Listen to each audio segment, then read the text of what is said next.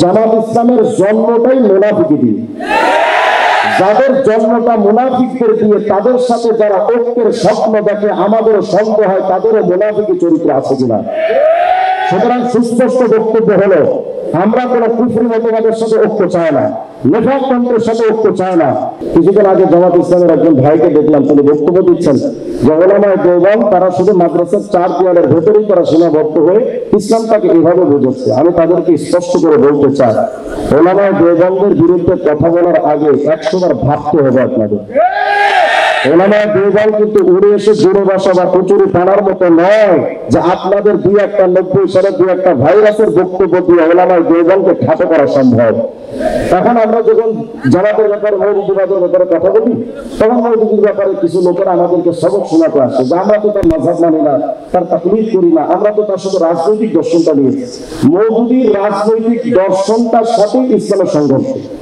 ওলামায়ে দেওবন্দের সাথে প্রথম যে যুদ্ধটা মৌলুদীর, তার মধ্যে অন্যতম হলো মৌলুদীর রাজনৈতিক দর্শনের সাথে ওলামায়ে দেওবন্দ এবং ইসলামের কোনো সম্পর্ক না। যেমন মৌলুদী তার ইসলামের ব্যাপারে একটা ব্যাখ্যা করেছে, ইসলাম কাকে বলে। আমরা তো জানি সূরা আলে ইমরানের 19 নম্বর আয়াত, সূরা মাইদা 3 নম্বর আয়াত, ইন্না দীনা ইনদাল্লাহিল ইসলাম, যে আল্লাহর কাছে একমাত্র গ্রহণযোগ্য দ্বীন বা ধর্মের নাম ইসলাম। আল-ইয়াওমা আকমালতু লাকুম দীনাকুম ওয়া আতমামতু আলাইকুম নি'মাতি ওয়া রাদিতু লাকুম ইসলাম দীনা। ইসলামটাকে ধর্ম বলা হচ্ছে কোরআনে কারীমের মধ্যে, কিন্তু মৌলুদী তার তাফসীরাত 1 নম্বর খণ্ডের 74 নম্বর পৃষ্ঠায় বলছে, लेकिन हकीकत ये है कि इस्लाम किसी मजहब का और मुसलमान किसी कौम का नाम नहीं है, बल्कि दरअसल एक इनकलाबी नजरिया मसला है। কারণ ইসলাম এটা কোনো ধর্মের নাম নয় এবং এই মুসলিম সভ্যতা এটা কোনো ধর্মীয় জনগোষ্ঠীর নাম না, বরং এটা একটা বৈপ্লবিক চিন্তা চেতনা। তার মানে তারা ইসলামকে শুধু বুঝে যুদ্ধ করে সংগ্রাম করে ইসলাম প্রতিষ্ঠা করা। আচ্ছা আমাকে বলেন, এই যে বক্তব্যটা ব্যাখ্যাটা মৌদুদী দিয়েছে, এই বক্তব্যটা কোনো সাহাবায়ে কেরাম দিলেন না তাবিঈনে কেরাম দিলেন, আইম্মা মুজতাহিদিন, সালফে সালিহিন, মুআররিখিন, মুফাসসিরিন, কে দিয়েছে এই বক্তব্যটা? সর্বপ্রথম এই মালউন অভিশপ্ত মৌদুদী এই বক্তব্য দিয়ে ইসলামকে সে একটা জায়গায় সীমাবদ্ধ করতে চেয়েছে। দেখুন ইসলাম ব্যাপারে কি বলা, খুতবাতে 320 নম্বর পৃষ্ঠার মধ্যে বলছে, इस तशरीह से ये बात साफ हो जाती है कि दरअसल इस्लाम हुकूमत का नाम है। মানে ইসলাম শুধু রাষ্ট্রের নাম, আর রাষ্ট্র ক্ষমতায় অবস্থান করা বা রাষ্ট্র ক্ষমতা দখল করা, এটাই হলো ইসলামের মূল থিম। আচ্ছা আমি আপনাদের কাছে একটা কোরআন হাদিসের দালাল এগুলো পড়ে, ওরা তো কোরআন হাদিসে বুঝে না, ওদেরকে দলিল দিয়ে বোঝাবো। আমি সামান্য একটা কমন সেন্সের কাছে আমি প্রশ্ন করি, মনে করেন বাংলাদেশে 100% মুসলমানের মধ্যে 80% মুসলমান বা 90% মুসলমান এখন বাংলাদেশে আছে।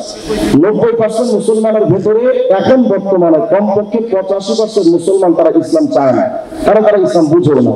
এখন যদি ওদেরকে ঘাট ধাক্কা দিয়ে আমরা ক্ষমতা বসাই দিলে কি বল, ঘাট ধাক্কা দিয়ে বসাই দিলে ওরা কয়েকদিন টিকবে? এই মুসলমান ওদেরকে জুতা পিটা করে তাড়া দেয়, কারণ ওই মুসলমানরা ইসলাম এখনো বোঝে নাই। এই জন্য ইসলামের আকীদার মূল থিম ইকামাতুদ দ্বীনের অর্থ কি? ইকামাতুদ দ্বীনের অর্থ হলো আগে নিজের দ্বীন বুঝো, দ্বীনের পরিপূর্ণতা নিজের মধ্যে আমল করো এবং পরবর্তী প্রজন্মের জন্য তোমার দ্বীনকে পৌঁছে দাও।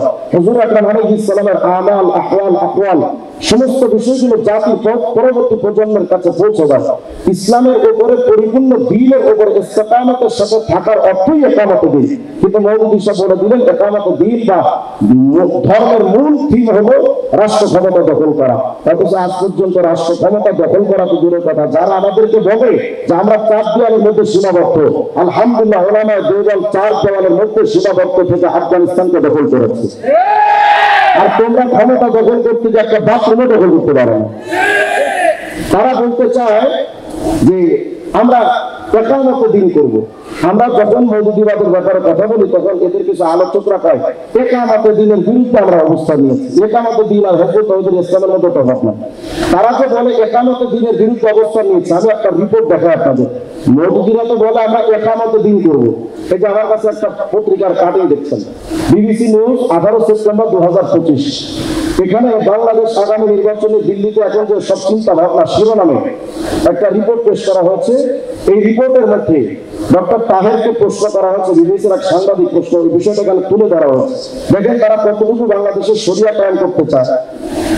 এখানে লিখছে পত্রিকায়, সম্প্রতি ঢাকা সফরে জামাত ইসলামের নায়েবে আমির সৈয়দ আব্দুল্লাহ মোহাম্মদ তাহেরের সঙ্গে বৈঠকের সূত্র ধরে তিনি বলছিলেন, আমি ডক্টর তাহেরকে জিজ্ঞেস করেছিলাম, ধরুন আপনারা সরকার গড়ার মতো সংখ্যা পেয়ে গেলেন, তাহলে কি দেশের শরিয়া আইন আনতে চাইবেন? উনি তখন বললেন, এটা আবার কোথায় শুনলেন? আমরা কবে কোথায় বলেছি জিতলে আমরা বাংলাদেশে শরিয়া আইন কায়েম করব? তার মানে তারা এখন ক্ষমতায় যাওয়ার জন্য শরিয়া আইনের বিষয়টা অস্বীকার করছে।